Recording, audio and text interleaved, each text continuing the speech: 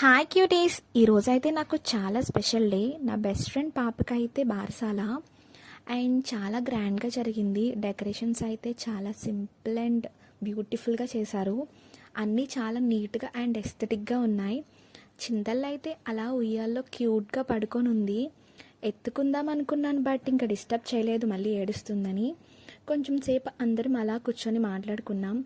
Aunty అన్నయ్య వాళ్ళందరూ చాలా బాగా మాట్లాడతారు, చాలా ఫ్రెండ్లీగా ఉంటారు. అండ్ తర్వాత భోజనాలు అయితే స్టార్ట్ చేశారు. అన్నీ చాలా టేస్టీగా ఉన్నాయి.